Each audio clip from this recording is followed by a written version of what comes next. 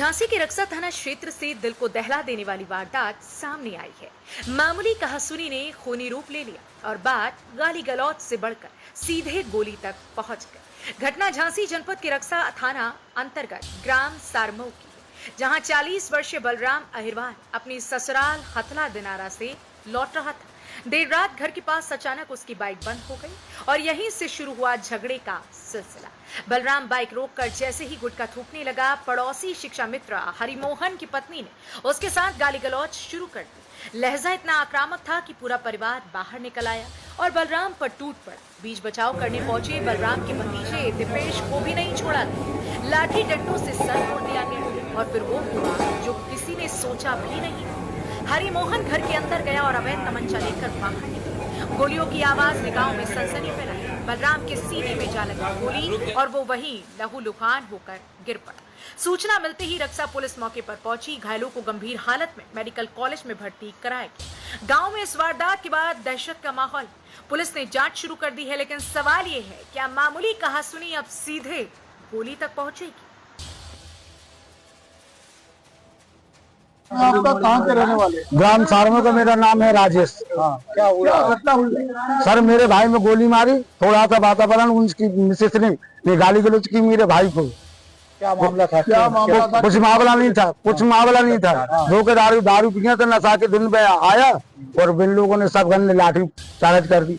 कौन लोग थे वो? हरिमोहन और दिलीप उसका लड़का और उसका पिताजी और उसका भाई जितेंद्र और उसका क्या नाम है इनको वंश को। आपका भाई अकेला था या? हाँ अकेला था। फिर मेरा लड़का पहुंचा तो मेरे लड़के में लाठी मार दी तो उसका गोली लगी है क्या? गोली सीने में लगी, यहाँ से दी यहाँ निकल गई।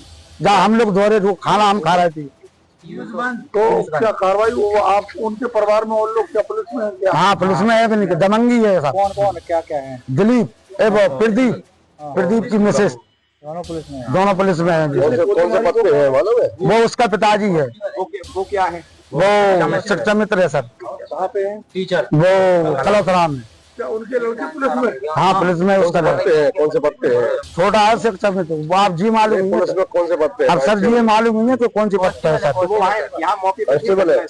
नहीं वो नहीं था सर, अकेले उसने फोन किया होगा कि गोली मार। संघर्ष हुआ है, क्या मामला है, किसको गोली मारी? रक्सा थाना क्षेत्र के सारमऊ गांव के रहने वाले बलराम अहिरवार, जिनकी उम्र करीब 40 वर्ष है, इनको उन्हीं के गांव के रहने वाले पड़ोसी ने, जिनका हरिमोहन अहिरवार नाम है, इन्होंने गोली मार दी है, जिससे वो घायल हो गए हैं। इनको हॉस्पिटलाइज कराया गया, इनका इलाज चल रहा है। जो झगड़े का कारण अभी तक पता चला है कि दोनों का घर अगल बगल है।